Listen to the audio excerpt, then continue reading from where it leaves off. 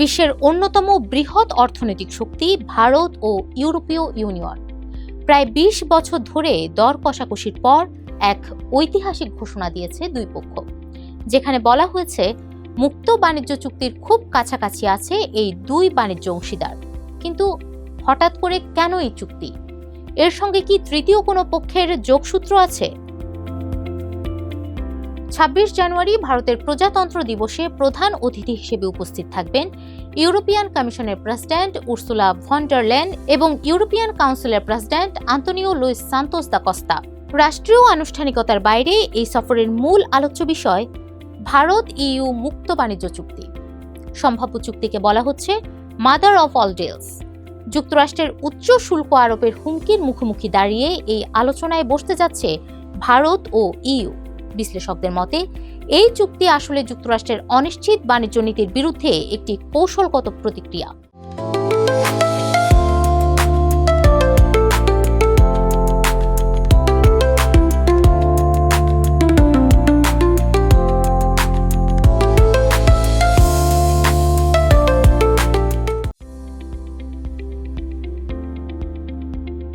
গত ৪ বছরের মধ্যে ভারতের নবম মুক্ত বাণিজ্য চুক্তি হতে যাচ্ছে এটি, আর ইউরোপের জন্য চীন নির্ভরতা কমানোর একটি বড় হাতিয়ার।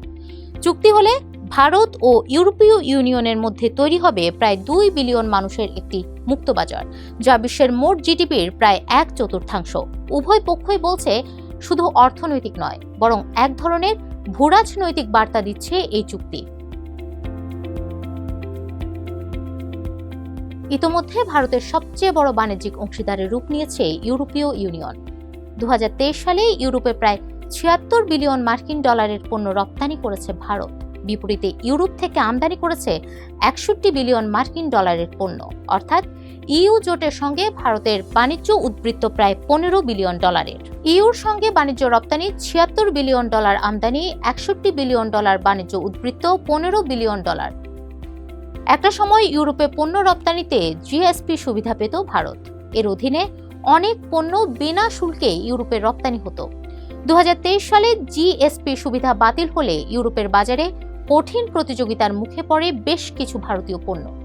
মুক্ত বাণিজ্য চুক্তি কার্যকর হলে পোশাক, ঔষধ, স্টিল, পেট্রোলিয়াম ও যন্ত্রপাতি খাতে শুল্ক কমবে। এতে যুক্তরাষ্ট্রের উচ্চ শুল্কের ধাক্কা কিছুটা সামলাতে পারবে ভারতীয় উৎপাদকরা। ইইউ এর বাজারে ভারতীয় পণ্য, পোশাক, ঔষধ, ইস্পাত, পেট্রোলিয়াম, যন্ত্রপাতি,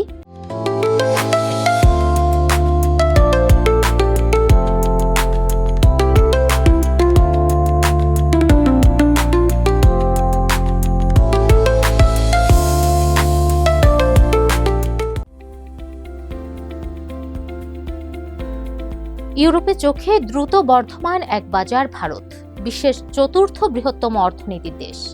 ২০২৬ সালের মধ্যে এর জিডিপি ৪ ট্রিলিয়ন ডলার অতিক্রমের সম্ভাবনা রয়েছে। অন্যদিকে চীনকে আগের মতো নির্ভরযোগ্য বাণিজ্য অংশীদারের তালিকায় রাখছে না ইউরোপ।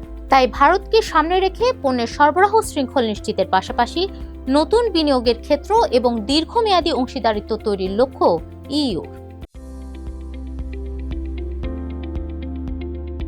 ভারত ইইউ চুক্তির পথটি মসৃণ নয়। ইউরোপ চায় বুদ্ধিভিত্তিক সম্পদে আরও কঠোর পেটেন্ট আইন এবং ডেটা সুরক্ষা। অন্যদিকে ভারত উদ্বিগ্ন ইইউর নতুন কার্বন কর নিয়ে। কার্বন বর্ডার অ্যাডজাস্টমেন্ট মেকানিজম নামের এই কর ভারতীয় পণ্যের উপর নতুন সীমান্ত শুল্কের মতো কাজ করতে পারে। বিশেষ করে ক্ষুদ্র ও মাঝারি শিল্পের জন্য এটি বড় চ্যালেঞ্জ।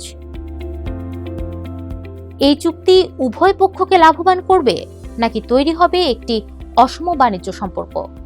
সবকিছুই নির্ভর করছে শেষ মুহূর্তের সমঝোতার উপর। তবে একটি বিষয় স্পষ্ট, ট্রাম্পের শুল্ক অনিশ্চয়তার এই সময়ে নতুন বৈশ্বিক বাণিজ্য সমীকরণ গড়তে চলেছে ভারত ও ইউরোপ।